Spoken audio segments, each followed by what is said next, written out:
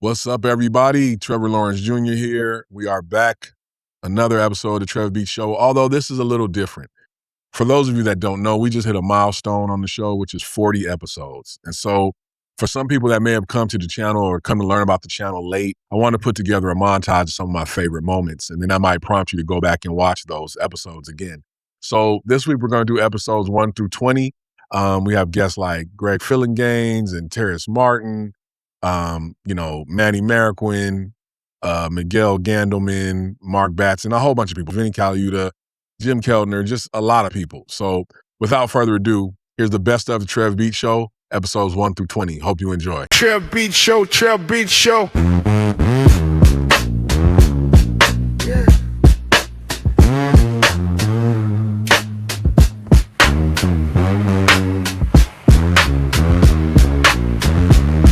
TrevBeats Show, TrevBeats Show.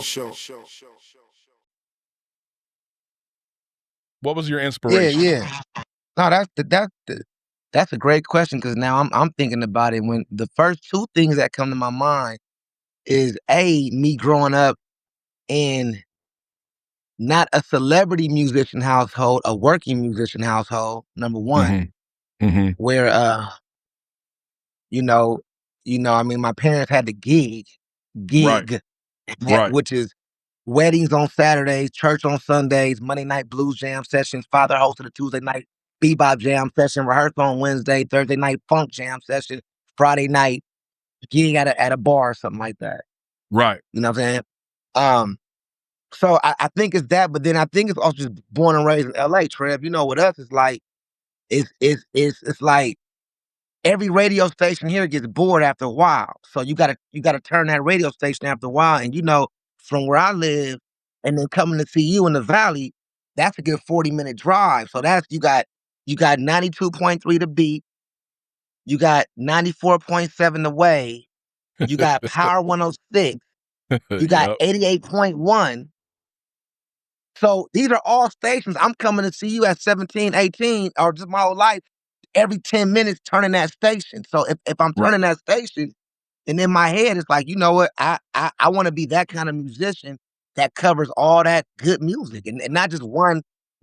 Although I do love jazz. Jazz is like my, jazz. I mean, I can't even say jazz is my foundation, because black music is my foundation. And I'm 45 years old now. I'm raised up with this thing my whole life. So I remember when drum machines came into the music industry, and the drummers that didn't roll with technology, it put a lot of drummers out the business. My father was one of those diehard straight ahead musicians that didn't really flip when the drum machines came. A lot of cats did. So I remember when the Linn drum came out. I remember when that happened. I remember when the DX7 came out. Trev, you remember this era? You was a kid too, when a lot of cats was getting out of work because the DX7 was at that time doing so many things, like the synclavier. What I've learned, whenever these new things come in, the only time it runs over a cat is when you try to fight the program. Right. I love working with all my friends, Kendrick, all the top 10 chart. I love working with them, right? Yeah. But at the core of really me being an alto saxophone jazz musician, at the core of my soul, my mentality is still like that, to where it just feels good that us three, are nominated on an independent project with nowhere near the money to compete with these other people, and we still that song is strictly recognized. Yep. That song is strictly recognized on all of our ability, because I don't have the Grammy campaign money, fellas. So that is really recognized on the skill level that we have, and that's what get nominated. Like, whether we. So there was one bass I probably played on 90% of all the Dre records, and it was a pretty early prototype jazz bass that Rodgers made, and it had EMG active pickups. It was a 5-string bass that I actually bought off of the one and only John Patitucci. And so I had a 4-string bass that was great, but I was like, man, I need to get a 5-string just for that low B and those low notes. And John sold it to me, man, and he knew I was on a budget. He did me a solid and sold it to me dirt cheap. This was around the time John had been at LA staple, but was moving to New York, and his bass tech had a number of basses on him that he was trying to sell. So in any event, I bought that bass from John, and I want to say, man, I mean, for whatever reason, it just was magic. Dre heard that bass and instantly just fell in love with it. And I remember, like, when you get a bunch of people who are unique and they all bring all that stuff and they're willing to share it and communicate it and collaborate. That's the beauty of it, where I feel like AI just sort of like gets it to just like sort of this common denominator of prompts and you just sort of end up with something that doesn't sound unique. It could sound good. It could sound realistic, but I just don't know if that's ever going to, really penetrate someone. Like, it might just be a cool first listen if a listener, the average Joe, just sort of checks it out.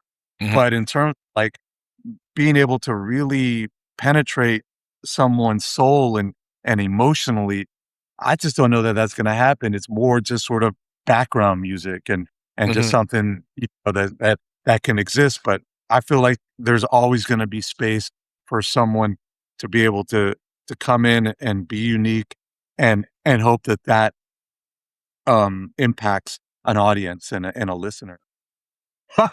Well, I mean, I think one story that always gets me that I tell people, and this is early, working with Dre, but one thing that I always found really funny is I'd be in a session with Dre, and maybe he had like a new artist that would come in, and I would literally be playing bass or playing a guitar part or playing keys, and the artist would come up to me saying, "Yo, Meg, can I put in a food order?" and I'm like, what? Like, they just assumed that I was the person that was like the go-to to put in their food order that they wanted. But I'm literally playing an instrument. I'm like, what makes you think I'm the person? I don't know. I guess I just looked the nerdiest and looked like the most, I don't know, like the intern at the studio. I don't know what the reason, but that so would happen funny. all the time. It would happen all the time. Like, now is the time for you to get on your I am source, to really, really get out there and whatever it is you want to do, which before you needed to have a budget for a whole crew or agency or whatever. Now, idea is king. Whoever has the idea is king. And from the perspective of tools, then it's no different than Pro Tools or Ableton or FL Studio or whatever it is that you like to create with.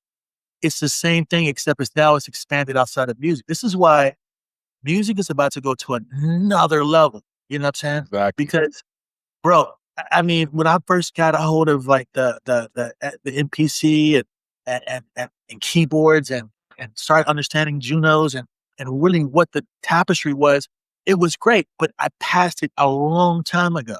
And everything that they're coming out with is like terrible. I'm like, that's horrible. I can't make records with this.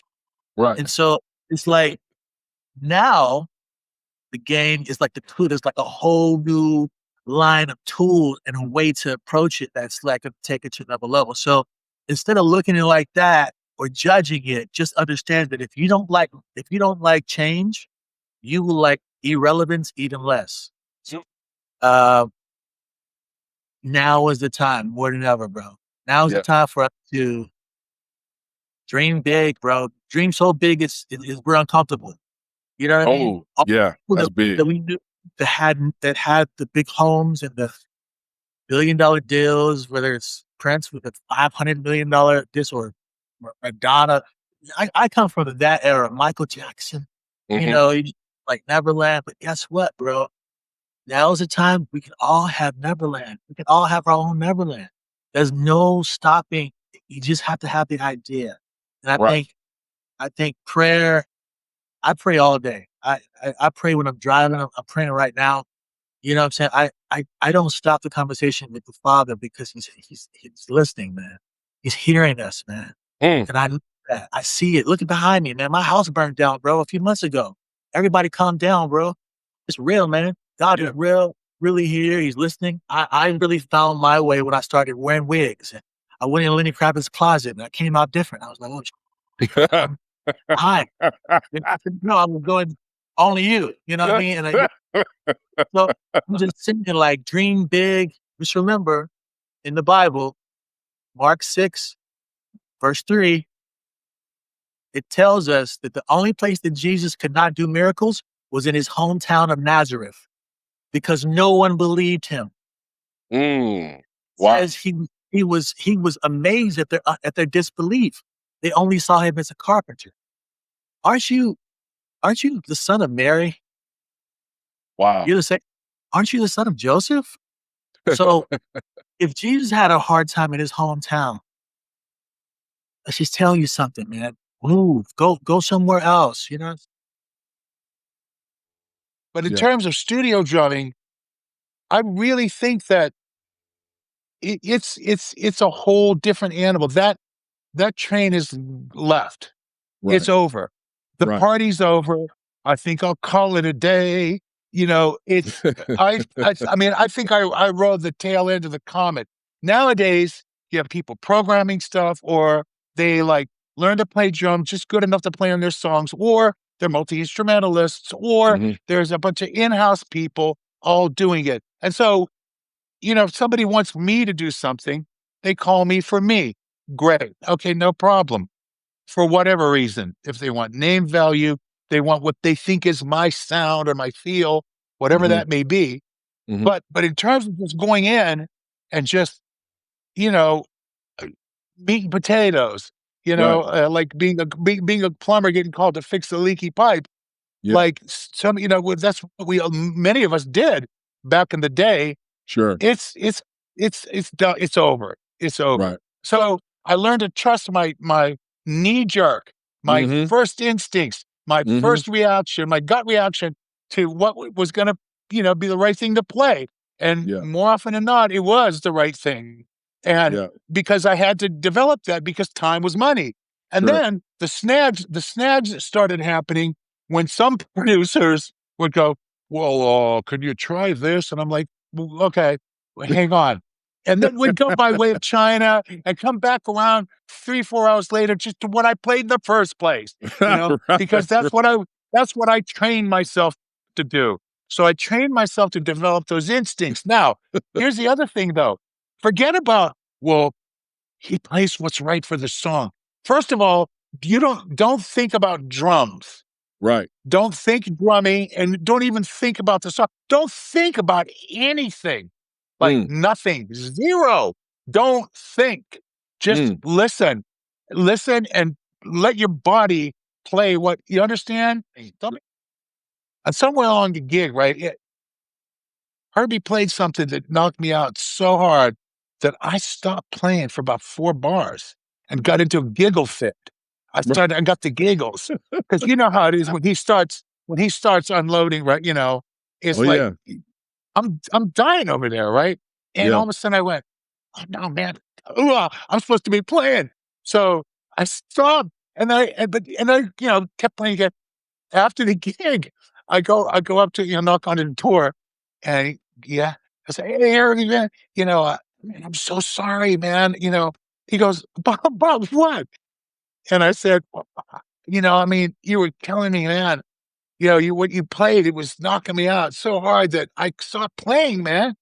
Right. Oh yeah, that's okay. He didn't care. Right. Because to him, that was my statement.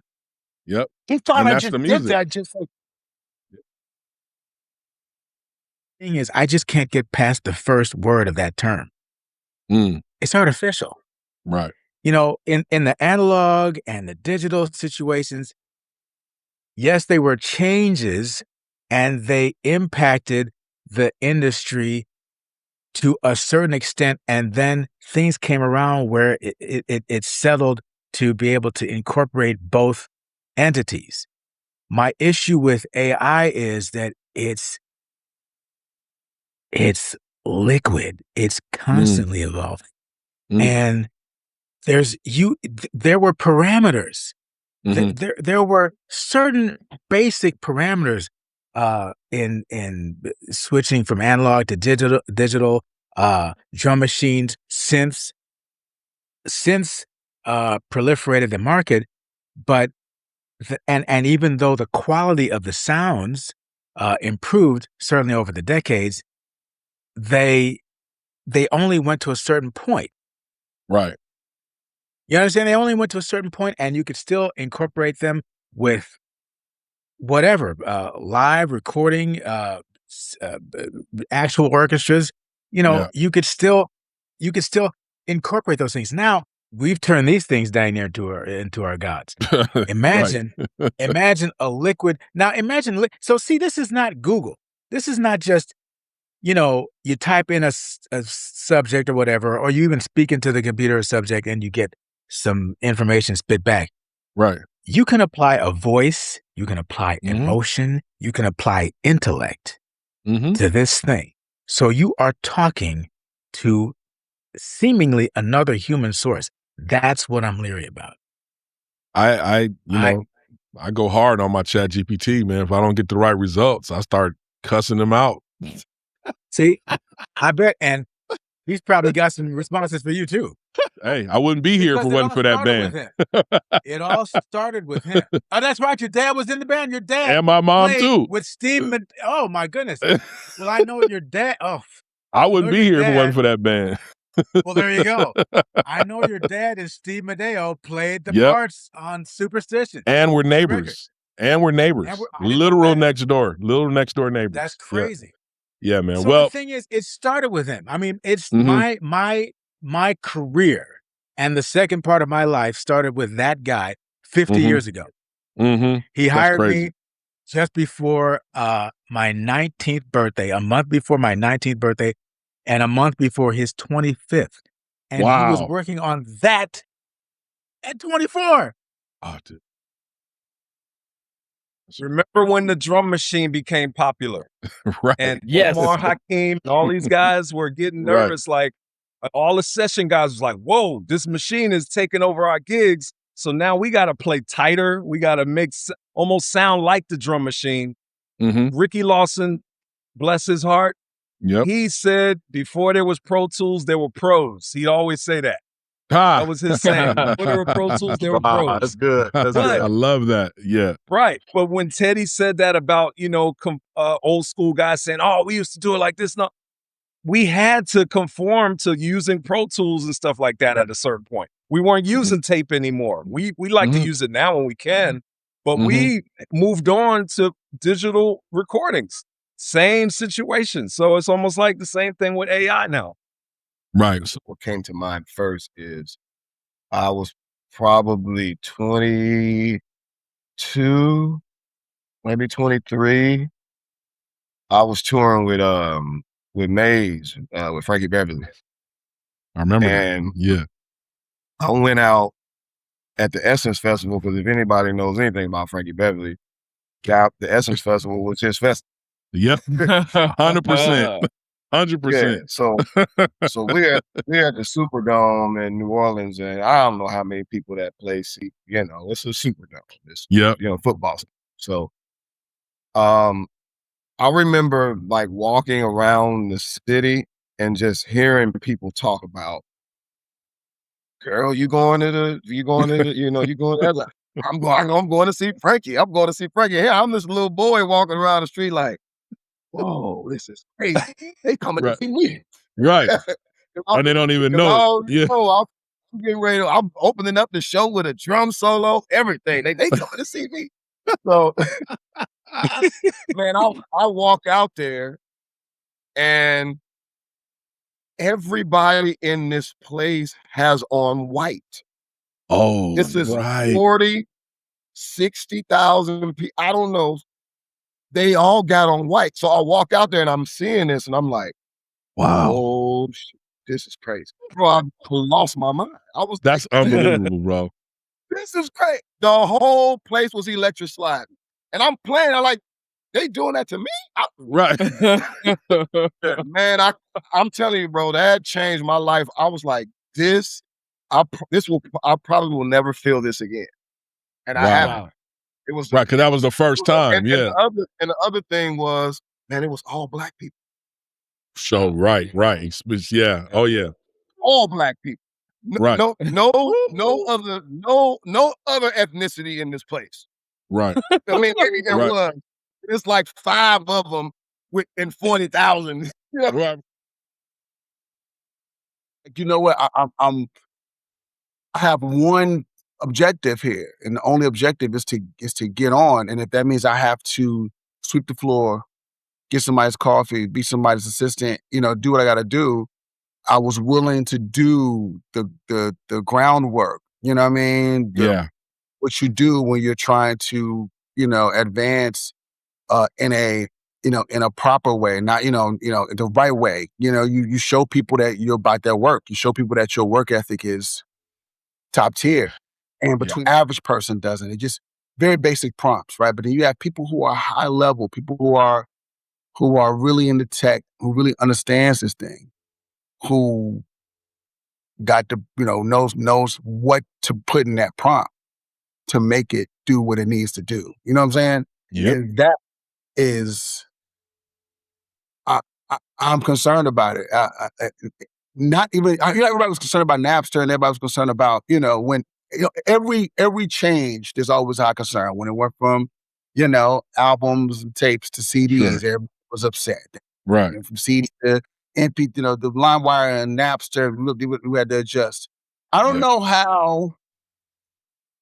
I think the only way you adjust is to just really grasp an understanding of it fully. Like, I'm in a space where I want to learn every aspect of it. I want to learn everything about AI.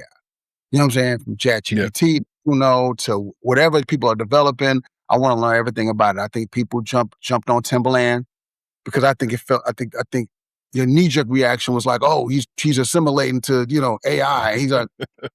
And I think also because of the guy, who actually made the beat, that was really most of the problem, right? Right. But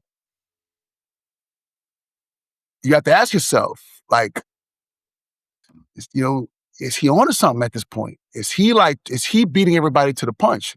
Because we working with Joe. I was at Zomba at Battery Studios in New York. Sure. I just sat with I just saw them sign T-Pain. Like, I was in the meeting where T-Pain got signed, right? And I went upstairs to the studio. Akon and Boo, and Divine, who had T-Pain, they all came up.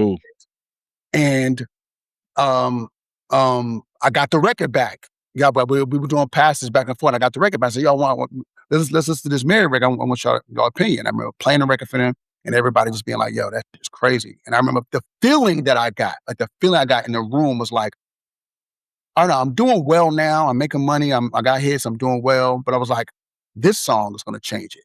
Like, you know what I'm saying? I was like, everything that was around it, everything that was leading up to it, I was like, this song's going to change it. It's going to shift everything. This is going to make me a household name. And then, I feel like the biggest misconception of a mixer is that we make things sound better, which is, sounding better. I don't know if that even exists. It's so subjective, right?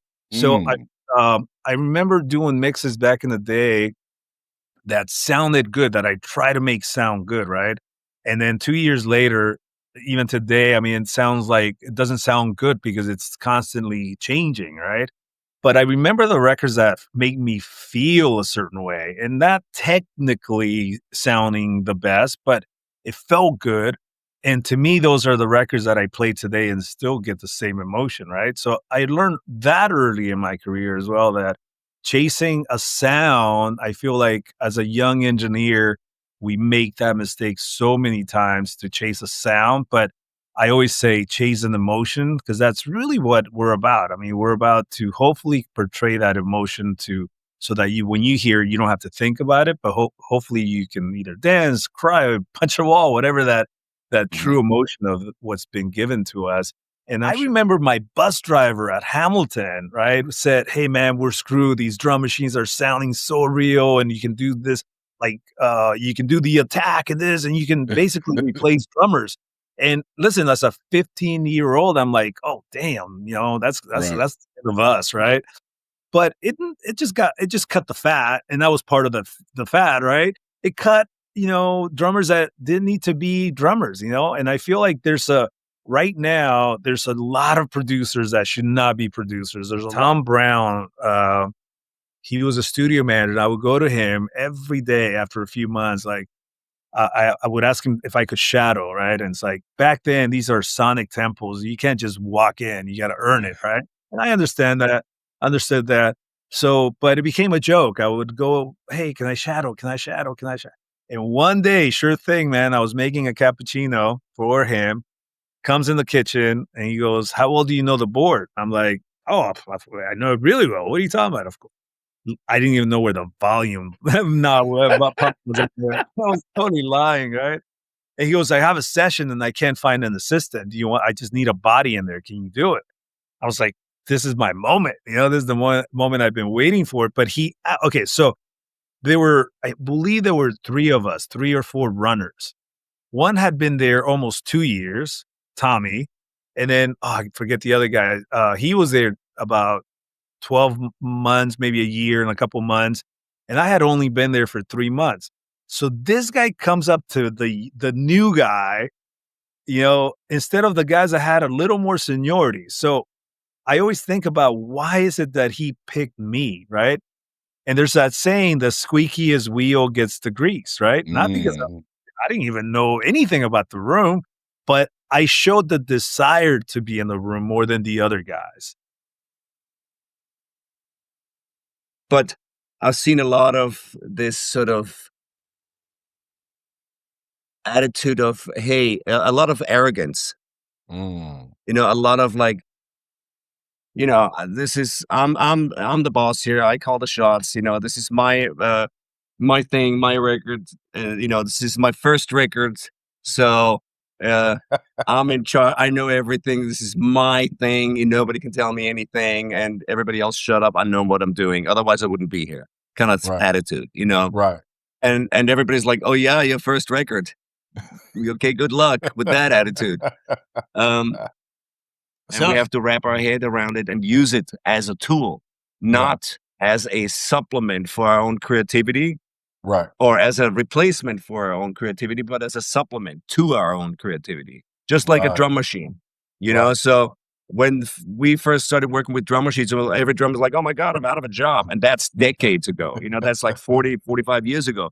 None of that happened. And I think we have to drop the paranoia, and we have to get with the program and embrace technology and use technology as a tool. Right. And we are the boss of it, still. And I think it's silly to be afraid of that type of technology. You have to just, make it your bitch and and work it and work it really good. And that's what I'm trying to do, I think I don't think I can pinpoint exactly who it was with. But one key emotion that is so memorable and such a big part of my love for performing and my passion for music was early, like in my career, when I first played on a huge stage. And I felt the power of what a band and what music can do to a very large audience. So when I first, I remember, and this was in the 80s, this was like in-ear, like with giant, my drum fills were like a PA, and I remember stepping on the drum riser at sound check and hearing the whole venue go, yeah.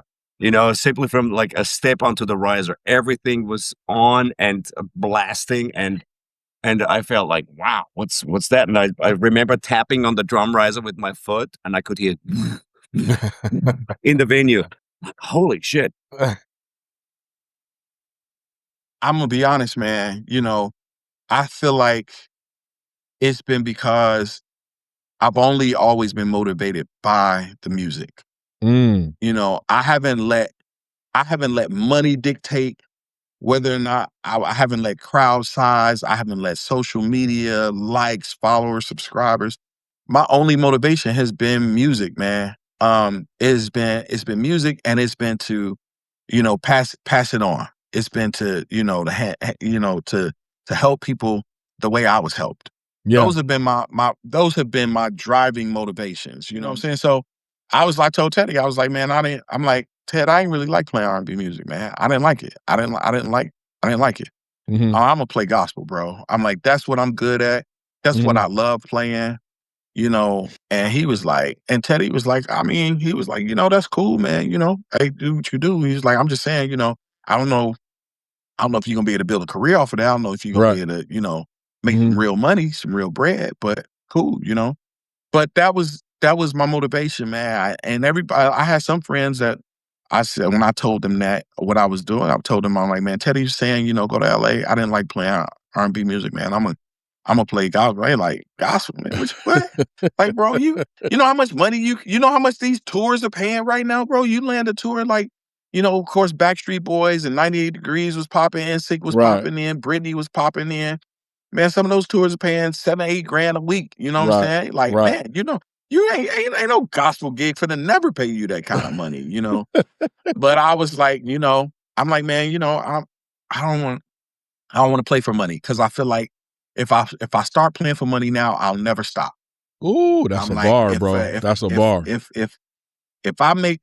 I compromise what I feel artistically for $1 right now in my life, I'm gonna do it for the rest of my life. So I was just like, I'm not gonna do it. I'm not. I'm gonna play the music I love, and I'm gonna figure it out. And so the thing I want to say is that was a defining moment for me, because I was able to detach myself away from me and what my idea of what the music and serve the music. I feel like I served the music instead of serving my agenda, which is what I wanted to do. I feel like I made the decision to serve the music, and I gave the producer what he was asking for. Right. I've had a long-standing relationship with Aaron Lindsay since then, bro. And that album, it a lot of times if you ask people what's Calvin Rodgers' Picasso, people say that album. People Please say tell us what it is. Marvin Sapp Thirsty. Okay. Marvin Sapp Thirsty. All right. A lot of people say that's my best album. They love the mix on the drums. They love the way I played it, but a lot of people be like, it almost wasn't. It almost wasn't a thing. It almost wasn't. And also, me and that producer's relationship, it could have been completely destroyed. And so I would get on the bus sometimes, with all my drums to make this gig. And, he fired me. In fact, he fired me about 5 times because I couldn't play R&B. So he couldn't get nobody else. I think this is probably what happened. Because I talked to a couple of drummers. He probably don't want me to say. Talked to a couple of drummers that just didn't want to work with him. I think they got into it about something. I don't know what it was. But sure. Anyway, he said, man, just play time. Play 4s on the snare, 4s on the hi-hat, and 4s on the kick drum. And man, that was the hardest thing in the world for me to do, because I was free, I got right. And it just didn't make sense. I'm saying, what is this? What kind of groove can I get? Because I was, I'm in space. I'm not pocket like So it took me, and he said, don't play no fields. So I did this for about 8 months, and I started to hearing what the R&B thing was. I could hear what was happening.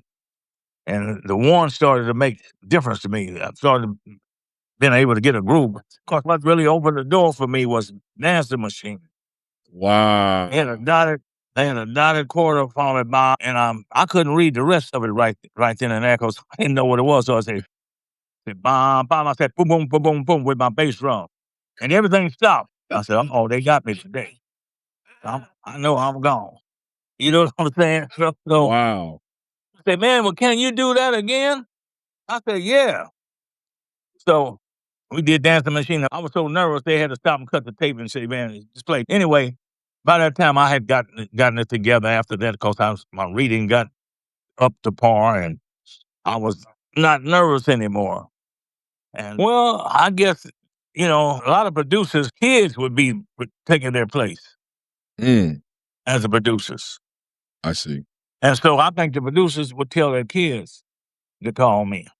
Right. To make sure that you're going to get something. I mean, when I would go in the studio, I would make sure that you were gonna get a drum track. If you had to, or, if you didn't get anything else, right? I would make sure that you're gonna get a drum track that you can use. You know what I'm saying? Yeah, And absolutely. there's been situations where I would go in, and I've done drum tracks where they had to do everything else over again.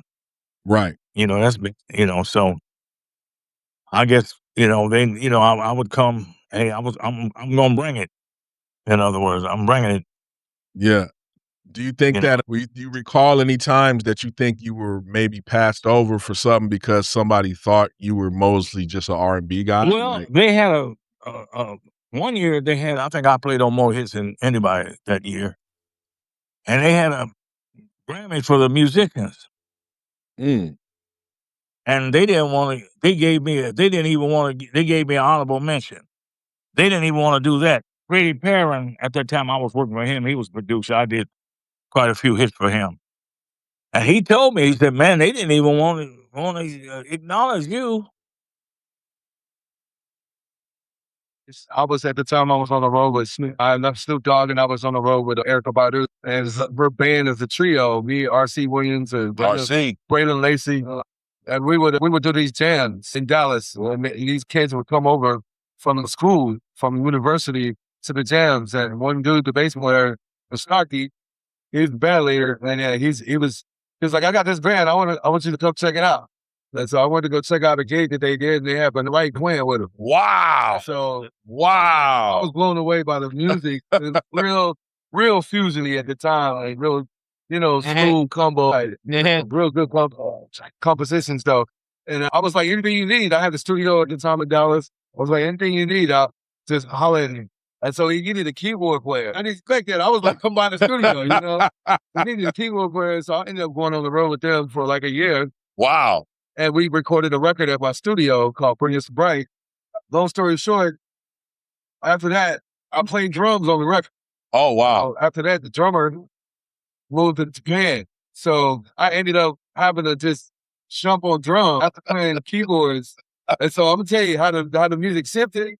Because I didn't really know all of the arrangements of the mod meters on drums. Right. So I just put the backbeat on everything. And that changed the energy. Changed the whole energy, and I call it amplified intelligence. It's not, I don't call it artificial. I call it amplified intelligence because it just amplifies things. It just amplifies whatever you would be doing. Right. You think about it, we've been, hey, it's been around for a long time. Yep. And I can't get in the car. I can go somewhere that I know I've been before, and I still pull out the GPS. Right. Exactly. It's been around. Yeah. Every time we do something quicker than we would normally do it, right. It's AI. It's right. been there. It's right. been there the whole time. Yeah. So I've always understood that something like that was coming to our field. Right. This is like how we're going to use it. But man, I'm not one of those that hate on it because history, I believe in that. The history, the lineage, and the legacies. I feel like everybody, this generation, it's not taught in college all the time. Sure. They're taking that out of school. So I think we're the ones to do it. Yeah. So you see somebody take a picture with you and be like, hey man, who's your favorite drummer? Did you know this about him? Hey, check this out. We know all the information. So right. We can just drop the knowledge, and drop a gem to them just in 2 seconds. Yeah. And I believe in that, and I believe that if we continue to do that, everybody's gonna be fine. But I do have a personal bias motion in it because I really do want to be able to continue to enjoy this thing that I've only done in my entire life. Yeah. Never had a plan B. Right. I never had another job. I've literally made money all my life playing and being a musician. That's right. Music, man, I was on such a high. I didn't know what a hit record was. Honest to God, I didn't know what goes into it. How do you know it? But when we left that studio that night, I said, wow, this is something. I don't know what's going to happen, but that music is unbelievable. And it was sticking to me. Yeah. I leave there. I get 3 blocks down on my way to the hotel. We were staying at the Le Mondrian. I get pulled over by the police. I'm in a convertible Mustang that I had rented. I get pulled over by police. 4 or 5 cop cars come up. There had been a robbery, and someone had did a robbery in a convertible Black Mustang, same year and all this other stuff, right? Wow. So the police literally threw me on the ground. I had a Raiders hat on. My Raiders hat flipped off. I'm handcuffed. They got their knee in my back and everything. And I'm just smiling because I said, I'm a part of the hit record. This was so, I was scared for my life, but at the other side, because I knew I hadn't robbed any. I knew where I was, had been, you know. But at that same time while that was happening to me, I was literally smiling to myself saying, I'm on a hit record, man. And a lyric hadn't been written, Trev. That's how good the music felt. And trust me, it was extremely hard to walk away from that money. It was hard. But I knew in my heart that I wanted to play live, you know? And to be another thing too, I was in love with Frankie's music. I'm glad I made the decision because what he became to me as a mentor even strengthened my integrity because, you know, he didn't win Grammys and all that stuff. He didn't kiss the ring or anything. He just stayed true. He was intimate with the audience. And he told me, he said, man, I just want to touch one person for real at a time because I know I'll be loyal to them. They'll be loyal to me. And for 24 years, man, even as his voice waned, as his health waned, if Frank showed up, the people showed up. Well, if you think about it, Trev, we live in a world where some of your biggest artists aren't even great artists. Right. They're manufactured anyway. Exactly. And then some of your greatest singers that you can find in a church or some of the greatest people that I found in church or at jam sessions and stuff, they can't get out there. It's just the way that the world works or how God does things, you know? Yeah. And so I don't worry about what I can't control. Yeah. I just work hard every single day and I till the soil. That's what I say. I till the soil and I expect the harvest based on how I tilled the soil. I put my total faith in God and I went to work on that guitar. My mother would tell you right now, she would kick me out of the bathroom because I would sit on the toilet. I didn't have an amplifier, but if you put the guitar up against the wall, it resonates. Wow. I didn't have an acoustic guitar. I had an electric guitar. If you put that guitar up against the wall, it will resonate so I could hear it. And I would sit there till my butt was hurting, man. You know, because I'm in love with this. So think of all the records we grew up with. We don't just sing the chorus and the hook. We sing the whole record. You know, we sing every part. We sing the horns. We sing the backgrounds. We sing the drum groove. You know, we sing the whole record, like James Brown records. We sing the whole record, all the parts, the guitar licks, bootsy, everything.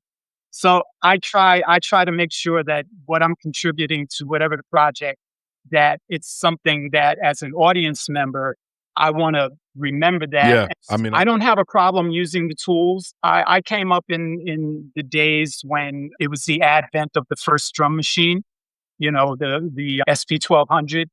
And it was like, I had a choice. Do I go on the side of the purists who are like, nah, man, I'm not messing with that. I don't need it. I'm not feeling it.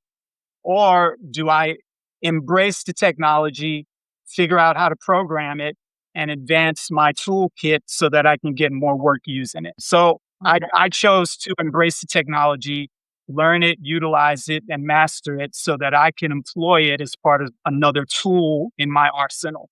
So that's what I did. I believe we're at the same point in time now.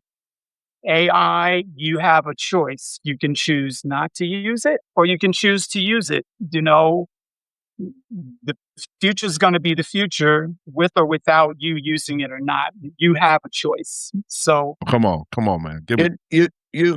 I had a foot pedal, and it just went, and I played snare and hi-hat. Whether I had a trigger bass drum here with a bass drum standing up. Wow. Here's the thing. It's not by hook or by crook. We didn't shuck and jive, slip and slide. We made those things musical. Wow. We turned that box into a circle. Right? Also, as far as I'm concerned, for what we do, there's a whole cultural element here. We're not talking about, besides the pop music industry that we work in, the pop music world that we move in, we all come from an a tradition, a cultural tradition that has to be maintained. And AI cannot maintain that. It's up to you to maintain that. You have to bring that cultural element into what you're playing. That drum right there, it's of the earth. Right. It's communicating with the earth. It's communicating with spirits above, right? That part of it will never go away. So I'm not worried about AI being a threat to what I do, because this part of what we do it's not just music, it's culture. It's tied to dance. It's tied to healing. It's tied to stories, historic, oral histories. The drums are speaking a language. Yeah. Literally, if you, December 25th, 26th, rehearsals start January 4th in LA. We still don't have anything. Wow. And we're trying to figure it out. Like, what are the songs? There's a sketch that somebody sent from somewhere. These are the songs that he wants to do, but who says these are the songs that he actually wants to do? So I'm kind of trying to work on that. And that's just a 2-track. I still don't have stems. So I'm doing all the programming tricks that I know to be able to make things work. And Harriet, the creative director, she's like, I'm going to Mexico. He's on tour. I'm going there to talk to him and present him the little sketch that we have. And I was like, great. Maybe the ball will move that way. She gets there. He's really excited about all the visual stuff that she's presenting to him. But he's like, I didn't know you guys were working on music already. Now I'm excited. Now let's talk music. And I was like, okay, so that sketch, I don't know where it came from. I don't know what that is, but scratch that. Right. So there was a lot of things on the show, all that to say that he knew it within himself, what he was going to do, but it was a secret he didn't want to share with us and he didn't want to tell us, And we only saw what it was going to be and only heard these things that he was saying, I'm going to do it. I'm going to talk here. I'm going to talk there. Dress rehearsal. That was the first time all of us heard, all the countries coming out of his mouth and the whole thing, when the camera, the Spike Lee shot, when he's saying, I'm only here because I believe in myself and you should believe in yourself too. So for all of us who were involved, including his people, nobody knew what that moment and those moments were going to be. So once it came together, man, it was just all of us crying, like tears, Yeah, bro. It was so strong. It was so impactful and all that. So it was supposed to be 400. 60 of them had panic attacks like day before. Because it was such a tight little situation, so we lost 60 of them, but it was 340 of them. They were just pacing and doing different things, and it worked out. It was great, and the audio dude, he was like, man, this is the new Left Shark, like I already know what I'm going to dress up for Halloween next Halloween, It became a big thing, but it was great. It was beautiful. Wow, bro. And it was funny because it was all over the news, before Bad Bunny. He's having auditions for dancers and they have to be a certain height and people were getting mad and pissed. They were like, the height is actually too tall and us Latinos, we're actually short. So you're not representing us. And little they know that it was specific to the Bushes. My father is 7 years old. He's still out there gigging, and that's his life. If you talk to him, he's like, man, I literally just want to be on top of a mountain with my saxophone just by myself, So all that to say, it's like, it's a devotion. Music is something that is beyond just the glory. That's something that I say a lot is don't do it for the glory. Don't do it. Do it for the love. Do it because you chose this for yourself. Do it out of respect to the art form and what it is, And if you have the respect for music, music will respect you back. I gave it to him and a few days later, they got back to me saying they're not going to be able to use it because it was offensive. Oh, wow. And I said, it was offensive? And the thing was that what it was, I wish I could show you a picture of it. But it's still in some of the old magazines. It hit, I think it ran one time. Oh, wow. In one of the modern drummers, and then that was it. They pulled it, and what it was I said, pearl drums are just like me, fat and sensitive. So I was looking in Spotify for something, and I ran across one of my something on my playlist. It is called Reflections from 3 album. Phineas Newborn, Yeah. Paul Roy Haynes, Man. one of the jazz records of all time. And that record, the LP, I wore that out over time by playing it every time before I would leave for a gig. Wow. I'd play that record. And as I was listening to Reflections last night, I was listening to that song, I was amazed to think, wow, that's me. That's the way I came up that way. I came up with that. That's how I developed whatever it was that I ended up developing. It's never going to be like it was, but there's going to be a version of it. There has to be. Mm-hmm. And so what I would say, what I would say is that the best thing you can do as a musician, who would love to have a career in the studios, playing on records, is to make sure that you are playing with a lot of people as often as you can, and in as many different situations as you can. If you ask James Gadson what he did before he became a studio cat, he'll tell you that same thing, man. You get to know a lot of people that way. You get to know how to play a lot of different styles that way. Yeah. All that stuff. And then my last year at VCU, who comes to teach there as a guest professor, Ellis Marcellus. Oh, wow. Yeah. The dad. Yeah. And so that whole year I was playing with him. I was studying with him. I got to meet Branford and them. There's a picture that I have when I was like in a senior, and I sat in with Branford, at this club. Yeah. And then they were like, dude, you need to move to New York. Wow. And so when I graduated, I moved to New York. And I was like an upright dude. Nobody knew I played electric.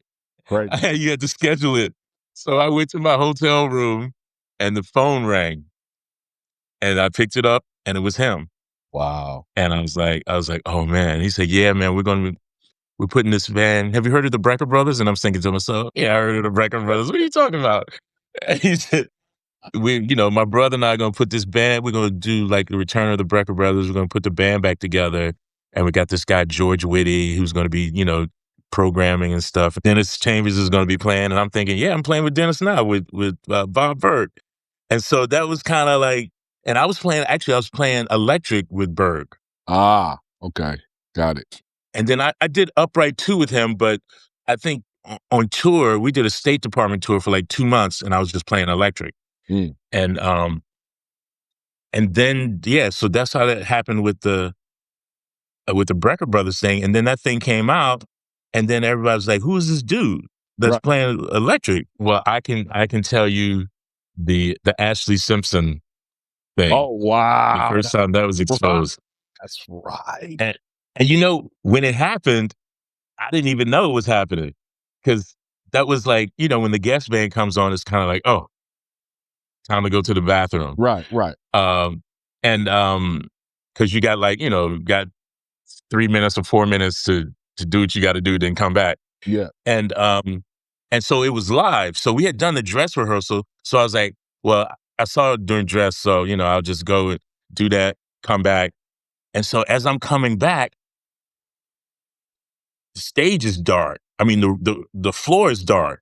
And I'm like, what happened? And the stage manager's like, James, get back up there now. And I'm running back to the stage and I'm like, what happened? And I see the drummer over there on their stage with his head down over the snare. And so basically they left instead of paying, this is what I feel, I don't know, but instead of paying someone to run the Pro Tools, the tracks and stuff, they gave it to the drummer. Right. And I think he, instead of hitting the space bar, he probably hit the return. And it went back to, it went back to the first song. Oh, man. And what they should have did was just stop it and play. Right. So it's like, well, what can I do to give me an identity? So since I play traditional grips, as you know, there's two different grips when you're playing kick. Sure. There's the mash grip, then there's the traditional, which, I love Buddy Rich and Gene Kruger. I remember I had an older mentor playing traditional in church. This is before gospel chops. And I was like, yo, what kind of grip is that? And he was, he snuck, he was checking out the jazz drums. I was like, I want to learn this. So I learned how to play traditional and develop those muscles at an early, as a teenage, when I was, young teenager. And I remember getting trumpet lessons in middle school and just getting those instruction videotapes. Fast forward, I remember seeing the marching band guys set up their drums angled because the drums were hanging off their body. They were playing the quads. Right. And they would have the snare drums tilted sideways. And I was like, okay, dang. I understood that concept. And I was like, well, what if instead of angling sideways, I would slope it going down like a hill? So it was pretty much just an experiment. I just didn't want my drums to look like Questlove's because I downsized mine to just a minimal configuration. Right. And I was like, what would happen if I do the floor time? So originally, I don't want to say gimmick, but it was just for looks. I just didn't want my kit to look like Questlove, So I was like, I always say you are what you eat. So I listen to a lot of that vibe, so it just comes out automatically. If you listen to a lot of rock, this is what I think. If you listen to a lot of rock or a lot of things from a certain era, you automatically it's just going to get in. It's like food. Yeah. It's going to start pouring out of your limbs. So I just listen to a lot of that type of style. Big salute, rest in peace, Jay Dilla. Also, a lot of the 90s and current producers, shout out to DJ Premier and Pete Rock, the Bomb Squad, Dre, just when you go back, shout out to Break B. Lou. He was the guy, him and his partner, Lenny D, they went and sets out all the bricks and put them in one collection, which was a go-to for hip-hop producers to sample it from. Yep. So just the whole loop aspect, right? It seems like when that one comes around, it was always some sort of glitch. Yeah. That was, to me, that was hip-hop. Right. You know what I'm saying? And I'm just the type of person, like, if somebody's doing something, I want to go the opposite way. Yeah. It's a good, I won't say it's a bad thing, but that's just been part of my journey, just being like going against the grain. Yeah. And it was frustrating at one time. You know how it is when you feel like I want to say we didn't even know we were ahead thinkers. We just felt like we had something in us, and that was a part of and we were just getting it out. And then people, they read it, and then sometimes, I remember I was not getting bullied, but people not having the most positive things saying, just by looking at the kit, not even hearing it, just like seeing it, and I'll share one story. Mm-hmm. I remember we were doing a record with Missy Elliott back in the day, producing, me, Craig, and Misty. We did a lot of records together, and there was one artist we did something for, and they wanted to come in and take pretty much half of our publishing for the song that we wrote. And Misty taught us that, know the value of what you guys say. Nah, we ain't doing that. We'll keep this. Somebody else gonna get it. But long story short, the artist got it, and it went on to do very well. So I've been good. So coming from Death Row, one of my first big projects, the artist wanted half my money and half my points and half my publishing. And so we were in the elevator, and they was like, and I got mad, and I handed the dude up in the elevator. and then I told him he could never come back to LA again. Right. Yeah. And I stood on that. I pressed the button. I made a phone call. Like, they can't come back here. Yeah. They had a whole meeting. Then we had to get on the phone, do a conference call. And Big John's on the call. And Big John said to me, Warryn, said, listen, man, I support you. But if you keep doing stuff like this, I won't support you. I was like, but they're trying to take. He said, listen, you can say no. I'm like, what you mean? He said, it's called negotiation. I had no concept. I just thought they could just take. Right. I didn't think about negotiating. Right. I had no concept of that. And so he introduced that. This is very early in my career. And so, but the fact that Big John said he won't support me, man, like that guy's support was everything to me at that time. Yeah. So it gave me a quick like 180. Yeah. I was like, oh, okay, I gotta chill. He says, man, I'm gonna teach you. He said, those guys that are trying to do that to you, they've learned the business the wrong way. I'm gonna teach you the right way. Yeah. And so ever since then, I've never had another problem. I just negotiate. And for Father's Day, my dad gave me a gift. He gave me 3 notebooks. They were black leather-bound notebooks with all of my grandfather's sermons, handwritten sermons in there. Oh, wow. And one of them was called Speak the Word. And with the same scripture that I use, some of the same stuff that I never heard my grandfather preach that, you know. And a lot of these sermons, watch this though, that my grandfather wrote, he never preached. Because he wasn't the guy, he wasn't given opportunity. He was a Moody Bible Institute trained pulpiteer. And because he was a teacher, he wasn't one of those hooping preachers, he didn't get an opportunity. But he wrote them all down. And there was 3 books, and my dad gave me those. And so I have the legacy of my grandfather's words. Wow. And whether we know it or not, our words are seeds. You know, and whether you're speaking negatively or positively, it don't matter. The harvest is coming in. And so I want to leave a legacy of words with my family, things that I said, that'll be seeds that grow in them. The music stuff, you know, I love music. It's my passion, but it's something that I do. It's not everything of who I am. My words and what comes out of me, that's who I am. And then, as the lawyer says to me, Mark, I'm going to tell you something about technology. It says, technology is like a steamroller.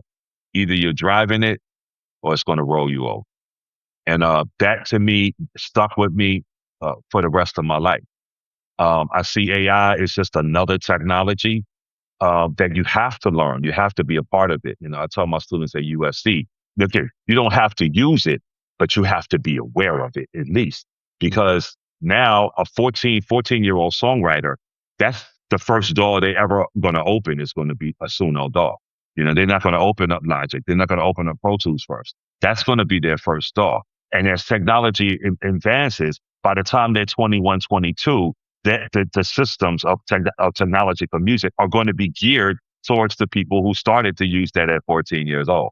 So if you don't start using it in 5 years, you know what I'm saying? It's going to be like saying, I don't want to use Pro Tools. Right. I'm going to stay on tape. And then 5 years later, you're behind because not only does everybody have Pro Tools now they have the latest tech that goes with the Pro Tool. I think 10 years from now, the skills that we have will be cherished. Like, can someone please come and play an instrument? You know, the playing of music, what people are missing though in this is that the accentuation of intelligence, the development of intelligence, music lessons is a cheat code. Yeah. Music lessons is a cheat code. Music lessons, that the training of the discipline, the practice, the focus, you know, the patience, how you grow and grow. You play a scale, then you play to arpeggios, then you play this, and then you play Bach, and then you play Czerny, then you play that process of growth. We're going to miss that in the future. So there'll be a time when people will, I tell a lot of artists, as writers, you may already have written the biggest song in your life, and you don't know. So the most important thing is, if you're going to be a songwriter, just go and write. Go to the studio. If you're going to be a song creator, create every single day. Keep going, keep going, keep going, because sometimes things like relapse catch up to you later on and have impact. There was another song that we made called Big Weenie. Oh, and when Eminem made Big Weenie, I was kind of like, I don't know, man. You know what I mean? I don't know. You know what I'm saying? Like, I'm not sure. You know, I know I wouldn't have made that. Right. You know what I'm saying? Like, you know what I'm saying? I rap too, you know. I wouldn't have made that. But then like one day, you know, my niece, she sent me something from TikTok. And they fed Big Weenie up on TikTok. And it's like the #1 single on TikTok. And it's fed up Europe, and now it's this huge record for the next generation. All right, everybody. Well, before we get out of here, I want to say congratulations to one of our guests. Miguel Gandelman for that incredible Super Bowl performance that he helped put together. He's now gotten an Emmy nomination, so congratulations on that. And for everybody else, same time, same place next week. We're going to do episodes 21 through 40. And you know how we do it. I'm Trevor Lawrence Jr. It's the TrevBeats Show, and we out. It's the TrevBeats Show, and we out. We out. We out. We out. It's the TrevBeats Show, and we out.